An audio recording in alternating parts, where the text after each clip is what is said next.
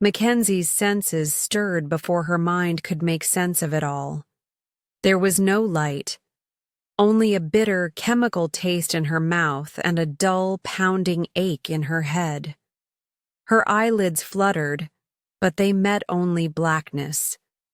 She wasn't sure if it was night or if her vision had failed entirely. The fog in her brain was thick, her thoughts slow, as though she were trying to wake from a dream that didn't want to let her go. A surge of panic gripped her chest when she tried to move and couldn't.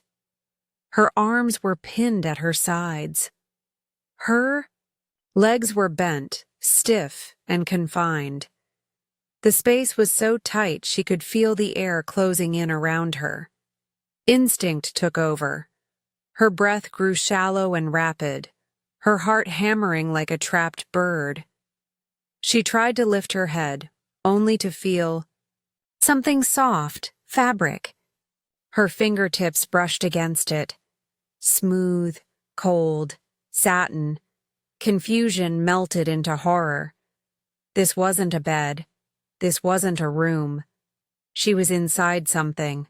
A box. No. A coffin. Her mind fought to reject the truth, but the evidence was undeniable. The fabric, the shape, the complete enclosure. She was lying in a coffin, alive, paralyzed, and utterly alone. Every scream caught in her throat. Her lips barely moved. Her vocal cords were strangled by the lingering effects of whatever drugs had subdued her. Her body felt distant, like she was floating outside of herself. She could barely wiggle her fingers. Outside, the faint sound of a vehicle rattling across a bumpy road vibrated through the walls of her prison. It stopped. Then, a thud. A door opened. Footsteps approached. The coffin jolted slightly. She was being moved. The realization struck like lightning. She was being delivered for burial. Voices murmured outside, muffled by the thick wooden lid. Then, one voice pierced through, clear and unmistakable. A voice she had heard every day, for the past 7 years. Paul, her husband. "Place it gently," he said. Calm, cold, in control. Mackenzie's mind raced. Why was he here? What was he doing? A strange mix of hope and terror rose inside her. Maybe he was here to rescue her. Maybe this was some kind of twisted mistake. Then came a second voice. Softer, female, familiar.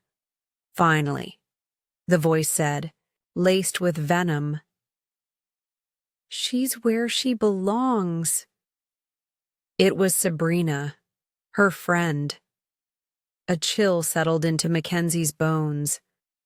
These weren't rescuers. They were the ones who had put her here.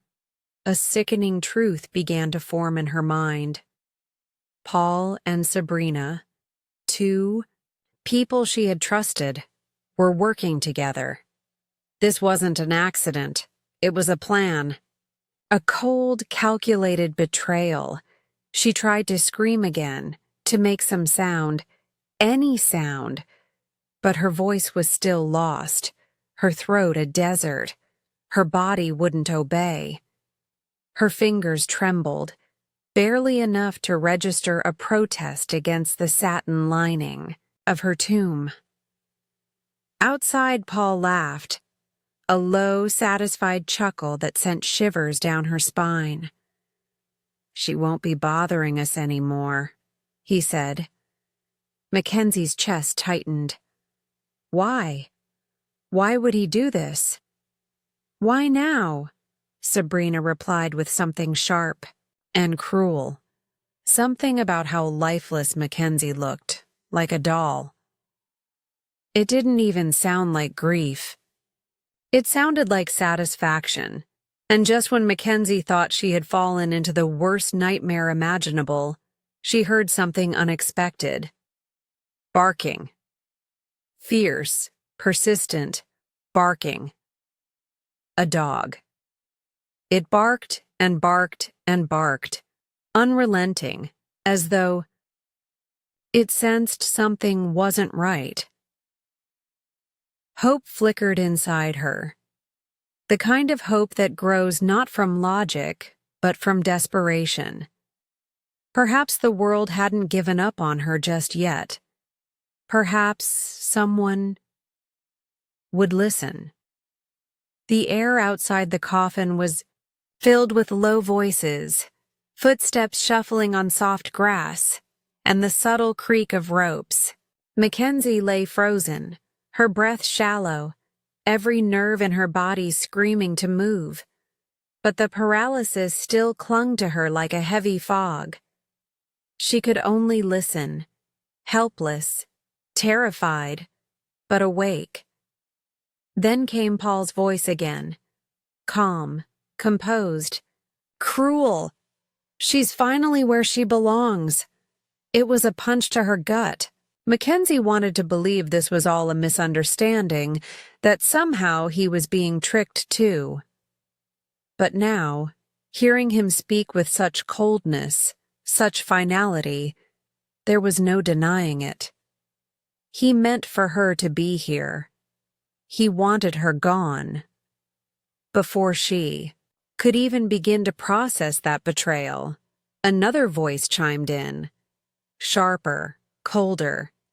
It was Sabrina, the same Sabrina who had laughed with her at dinner parties, who had cried with her over heartbreaks, who had once promised they were like sisters. Honestly, I thought she'd make more of a fuss, Sabrina sneered, her tone cutting through the air like broken glass. But look at her, still, pale, like a porcelain doll. A wave of nausea surged through Mackenzie. The betrayal was deeper than she could bear. Sabrina, her friend, the woman she'd confided in, trusted with her secrets, with her fears, about Paul, her hopes for the future. They were all lies. Every comforting hug, every encouraging word. All of it had been a mask hiding the truth. They were lovers. They were conspirators. And now, they were her would-be murderers. Mackenzie's body was still too weak to fight. Her limbs felt like they were made of stone. But inside her chest, a fire ignited. She was not going to die here. Not like this. Not without justice. Paul's voice dropped lower. Her father's death made this easy, he muttered. No autopsy, no questions, no loose ends. The words chilled her to the bone. So this wasn't impulsive. It was planned, carefully, strategically. The people she trusted most had been waiting for the right moment, and they had chosen it well. Sabrina giggled, that same fake, flirty laugh Mackenzie had once thought charming. And after this, she whispered, we can start fresh. The house, the inheritance, it's all ours now. Outside the gravedigger and his apprentice worked in silence, unaware of the cruel drama unfolding just inches beneath them. Only Luke, the cemetery dog, sensed something was wrong.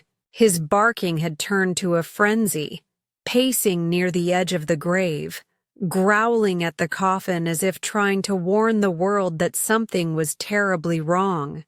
Stupid mutt, Sabrina snapped. Shut him up! Richard, the gravedigger, scolded the dog. Luke, get down. You're gonna fall in, you crazy beast. But Luke didn't stop. His instincts screamed louder than the commands. Something was alive in that box. Something was wrong. Inside, Mackenzie listened, trapped between the venomous voices above and her own thundering heartbeat. She tried to speak, to cry, but all she managed was a low, dry gasp. It wasn't enough. Not yet. But the fire inside, her was growing. Paul's voice returned, colder than ever. "We're lucky her dad died last year. If he were still around, we'd have had to deal with him too." Sabrina let out a low, amused sound. "Well, one coffin at a time, right?" Their laughter echoed around the grave like demons celebrating a victory. Mackenzie, half-drugged, half-awake, lay motionless. But inside, her mind was roaring. Every word they spoke, every lie, every cruel joke. They were digging their own grave, too, and they didn't even know it yet. Beneath the weight of soil-dusted silence, Mackenzie lay paralyzed in satin-lined terror. Her ears still echoed with the mocking laughter of Paul and Sabrina. Every breath she drew was shallow, careful. She was alive, aware, but utterly helpless. Only one creature seemed to sense the truth: Luke, the gravedigger's loyal black dog. Above her, Luke's bark sliced through the calm like an alarm bell in a forgotten church. Furious, urgent, he lunged at the grave's edge, pacing, digging, crying out with instinctive fury. Something inside that grave was wrong. Something was alive. Richard, the aging gravedigger, tightened his grip on the shovel. He glanced nervously at Luke, irritation etched on his face. "Luke, what the devil's gotten into you?" he snapped. "It's just a box. Let it be." But Luke wouldn't stop. He howled, low and guttural, his paws scraping at the earth, his body trembling with unease. The grave had been dug. The coffin was in. The final step was just moments away, but Luke wouldn't allow it. Carter, the young apprentice, peered down. "He's acting nuts. Never seen him like this, Richard." Inside the coffin, Mackenzie felt the vibrations, scratches, the muffled snarl of paws above her, the dull thump of something landing atop the lid. It was Luke. He was on top of her coffin. With each time, her heart thudding wildly, Mackenzie knew she had to try again. Her lips barely moved, her lungs strained. From her throat came a feeble moan, broken, weak, like the first sound of a newborn. It wasn't loud. It wasn't strong. But Luke heard it. The dog's body went stiff.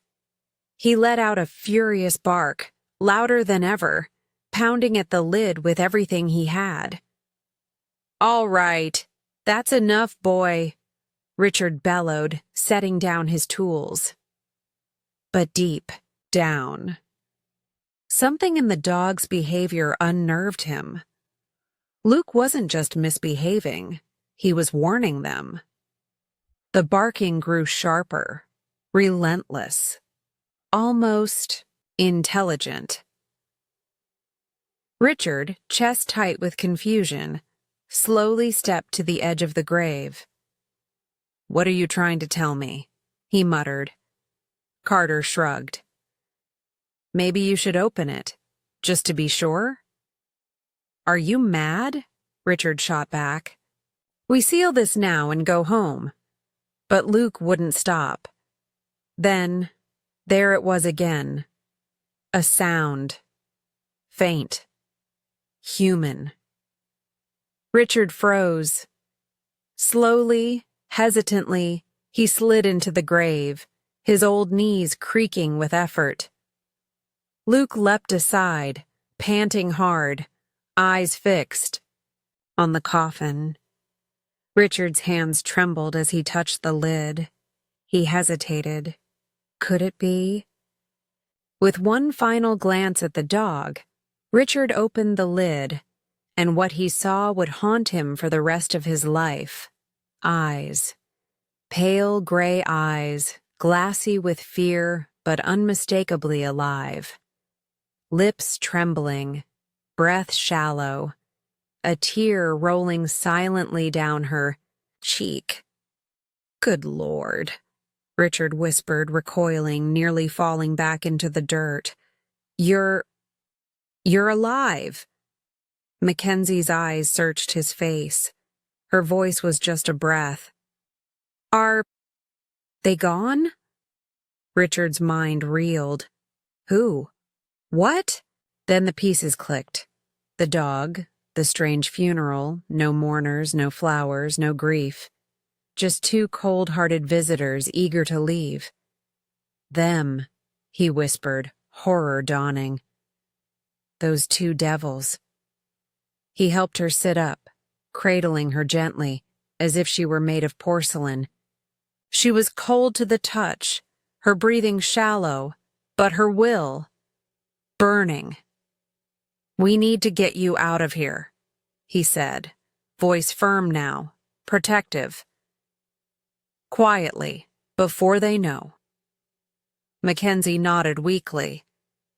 The woman thought to be dead had just come back to life, and the real funeral, for lies, betrayal, and greed, was about to begin. Mackenzie sat in the dim cemetery watchman's hut, her body weak, her hands trembling as she gripped a chipped mug of tea.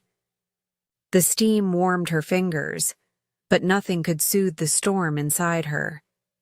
Richard, the gravedigger who had saved her, watched quietly from across the table.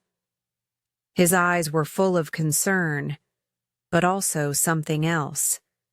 A rising anger at the cruelty she'd endured. I don't even know how I'm alive, Mackenzie whispered. If it weren't for you. And that dog. Luke lay near her feet, his large black head resting against her boot as if still standing guard. Richard leaned forward. You don't have to talk about it now, dear. Just rest. But Mackenzie shook her head. No. I need to talk. I need you to understand. Because I need your help. Richard nodded, listening as she shared her story. Just the night before, it had been her anniversary. Paul had insisted on cooking dinner himself, a rare gesture. Candles lit, her favorite wine, laughter, soft music. It had all felt like love. But now she saw it for what it was, a performance. He must have put something in my drink, she said, her voice cracking.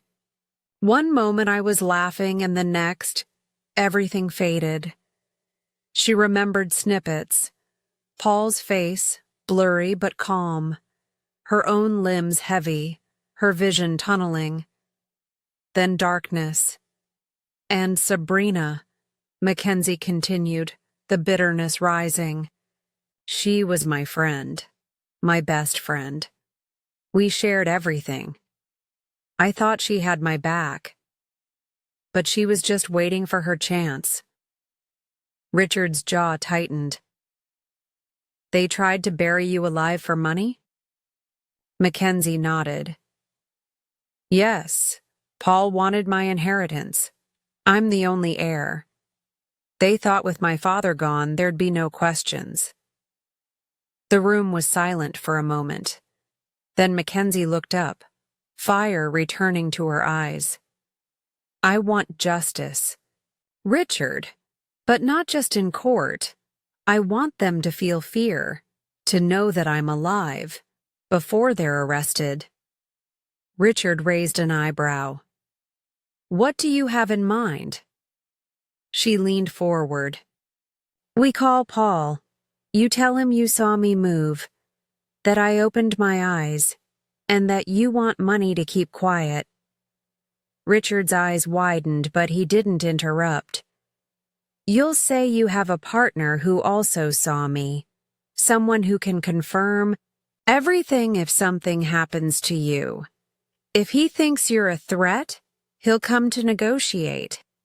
And when he talks, we record everything." Richard's lips curled into a faint, admiring smile. "You've been through hell, but you're still sharp." "I'm not letting them win," Mackenzie said. "Not after what they did. I need you to help me finish this." Richard stood and reached for the old rotary phone on the table. "Let's rattle his bones." He dialed Paul's number with steady fingers, while Mackenzie clutched Luke's thick fur, whispering her gratitude to the loyal dog. The phone rang once, twice. Then Paul answered. "Hello?" came his voice, calm but wary. Richard kept it simple. "It's Richard, the gravedigger. We need to talk about what you buried. I saw her move. You need to come see me before someone else does." Paul was silent. Then, What do you want?" "I'll text you the amount. Meet me at my hut? 4:00. Richard hung up. Mackenzie stared at him. "Did he buy it?" He said, "Okay." Richard replied. Didn't argue. "That means he's scared." Mackenzie sat back, her body still aching, but her mind sharp as ever. The pieces were falling into place. Now it wasn't just about surviving. It was about making them answer for everything. The sun dipped low, casting long shadows across the cemetery grounds. Inside the small watchman's hut, Mackenzie and Richard waited in silence, hearts pounding, their plan carefully set in motion. Every second stretched like an eternity. Luke, ever watchful, lay at the door, ears perked. At exactly 4:00, a black car rolled to a stop just outside. Paul stepped out, wearing the same smug arrogance he always wore. His posture relaxed, his face unreadable. He scanned the surroundings before approaching the hut, unaware that his every step was being monitored.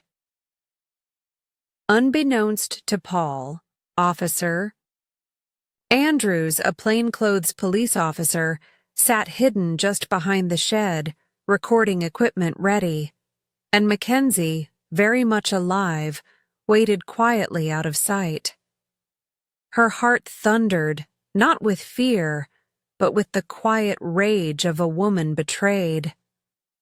Paul entered the hut and shut the door behind him. "Not bad, old man," he said with a crooked smile. "Took you all day to figure out you could profit off this?" Richard remained calm. "Some opportunities are once in a lifetime."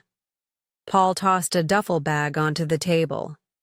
"There, cash. Keep quiet. If this ever gets out, I'll know who to blame. And believe me, one call, and you'll be in the next grave I dig." Richard clenched his fists under the table but forced a polite smile. "She must have suffered," he said slowly. "In that box, moving, breathing, knowing no one would come." Paul didn't flinch.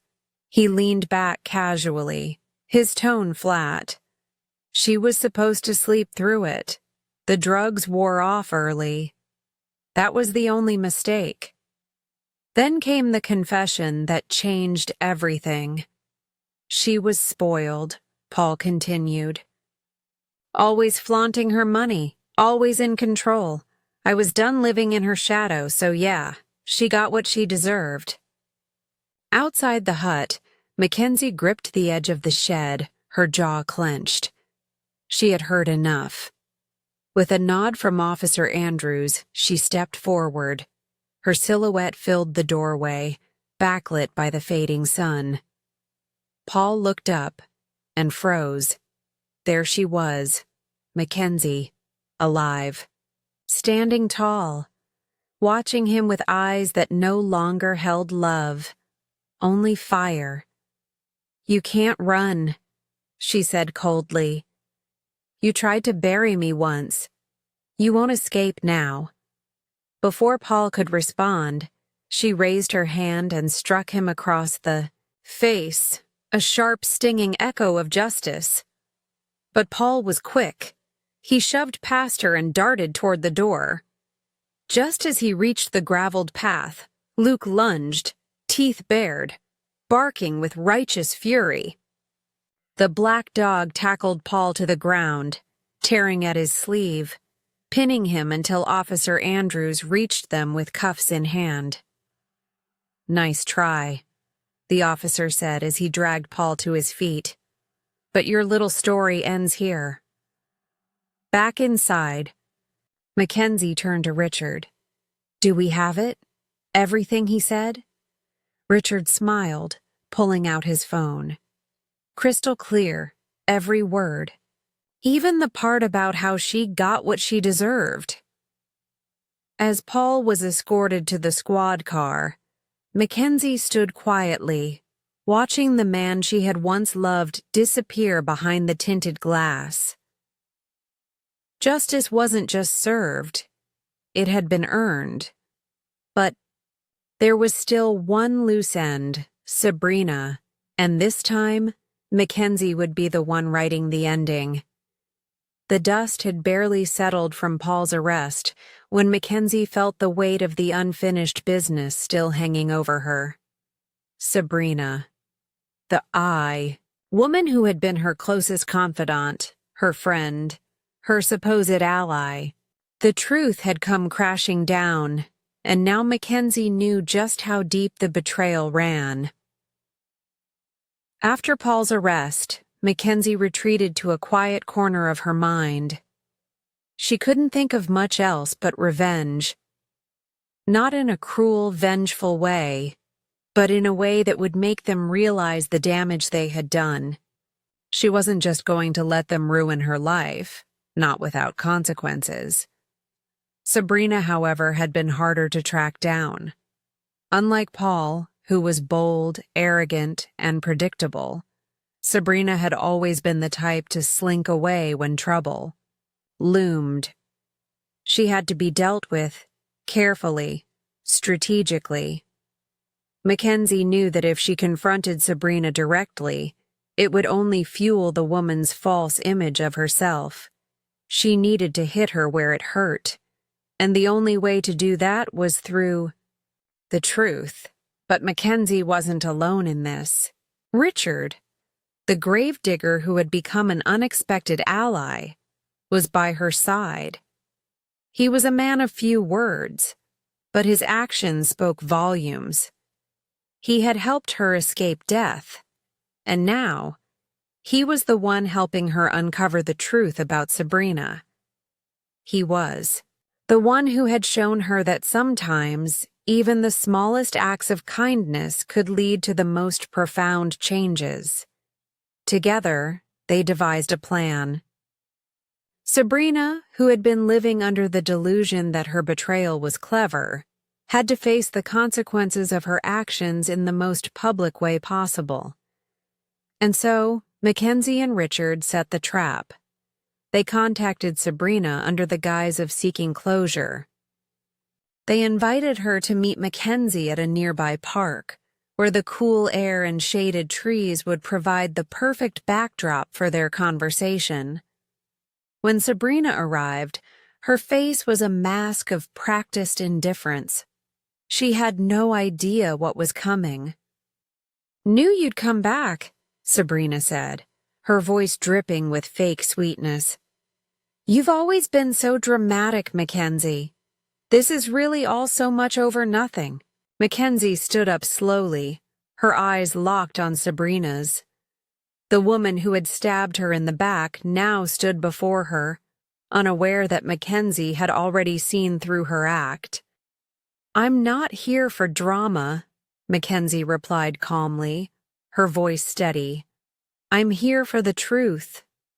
Your truth." Sabrina's eyes flickered with a brief flash of panic. "What are you talking about? You're alive. You're free. It's over." "No, it's not," Mackenzie said, her voice taking on a chilling calm. "You thought I was dead. You thought you could steal everything from me, my husband, my life, my inheritance." Sabrina's facade began to crack. "I didn't steal anything from you. You were never going to have it anyway. You're nothing." Those words hit Mackenzie hard, but they didn't break her. Instead, they fueled her determination. "You tried to bury me," Mackenzie continued, her voice unwavering. "But what you didn't count on was me coming back. And now, you'll pay for what you did." Sabrina's face twisted into a snarl. "You're just a spoiled brat. I did what I had to do to survive. You were never there for me. I needed Paul, and I knew what I had to do." Mackenzie took a step closer, her eyes burning with intensity. "You didn't just do it for Paul. You did it for yourself. And now you'll have to face the consequences of your greed." Richard stepped forward, his face hard, his presence commanding. "We have everything recorded. Every lie, every betrayal. You're not getting away with this." Sabrina's knees wobbled, her bravado finally fading. You wouldn't dare. People like you never win." Mackenzie's voice was cold, almost distant. "I already have."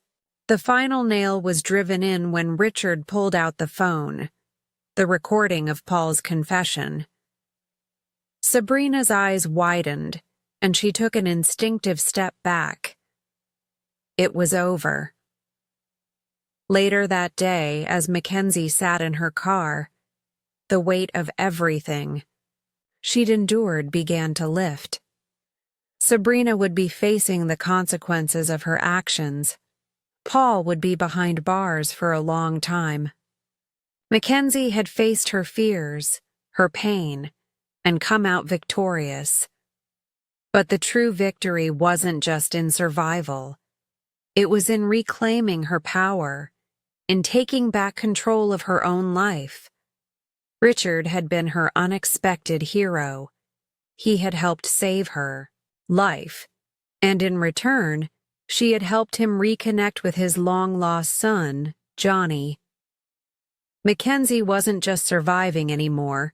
She was living. And nothing, not betrayal, not deception, not even death, could ever take that away from her. The days following Sabrina's arrest were a blur for Mackenzie.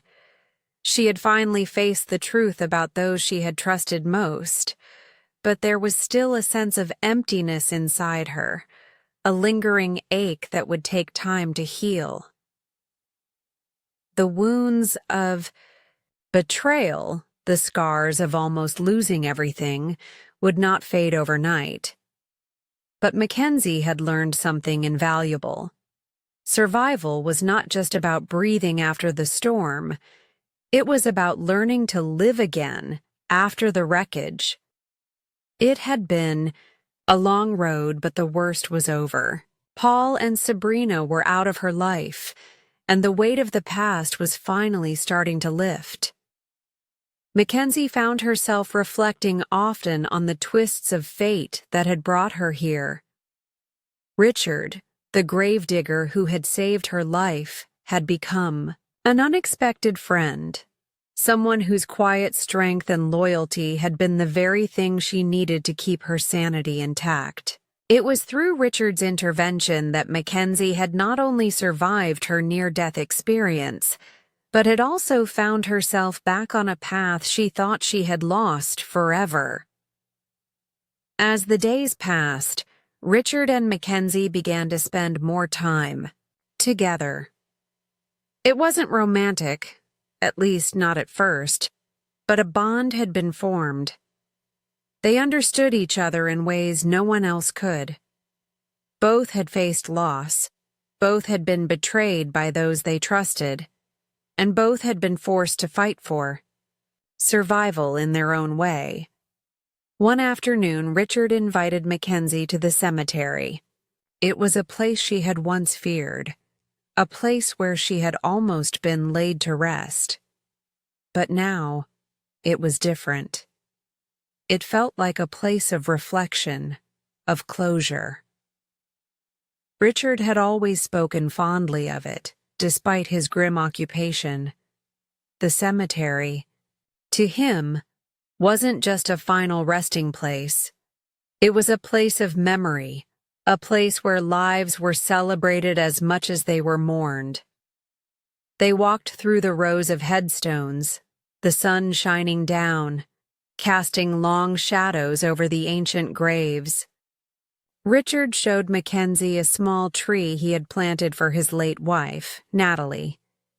He had told her the story before, but this time it felt different. The story felt whole. Richard's voice was steady, but his eyes were soft with nostalgia. Natalie. "Loved this spot," he said, his voice distant, as though reliving a memory. "I planted this tree for Johnny. It was meant to be his spot, his place to visit when he was older. But that never happened." Mackenzie listened, her heart aching for Richard. She could see the weight of the years, the regret, the longing for the son he had lost and the family he could never fully reclaim. He had never spoken much about his past, but now she understood the depth of his pain.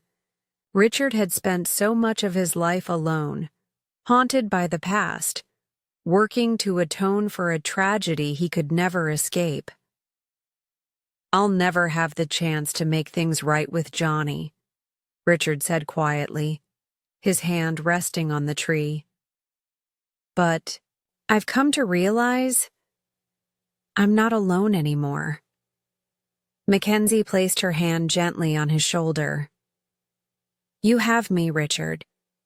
You've helped me find my way back to life. We'll help each other from now on." Their bond had deepened, but it was still only the beginning of their journey together. A few weeks later, Mackenzie sat in the cemetery with Luke, Richard's loyal dog. The two of them had become inseparable, their bond forged through shared pain and survival. She smiled as she looked down at the dog, who was wagging his tail, completely content. Mackenzie had found solace in Luke's unwavering loyalty, just as Richard had. They had both survived the storm and now had the peace they had longed for. It was then that Mackenzie made a decision. She had inherited her father's estate, but the house, the wealth, it all felt hollow without the people who had truly mattered. Mackenzie didn't need the grand mansion or the luxury anymore. What she needed was a fresh start. She needed simplicity. She needed peace. She decided to downsize, to live in a modest home, far away from the life she once knew. It was time to let go of the past completely. She wanted to build a new future, one where love, friendship, and truth held the most value. And with Richard by her side, she knew she wasn't facing the future alone. The day Mackenzie finally walked away from the mansion she'd once called home, she felt the weight of the world lift from her shoulders. She had finally found her way. She had survived, she had healed, and now she was free. As Mackenzie looked back one last time at the place where her past had been shattered, she whispered to herself, "Thank you, Richard. Thank you for everything.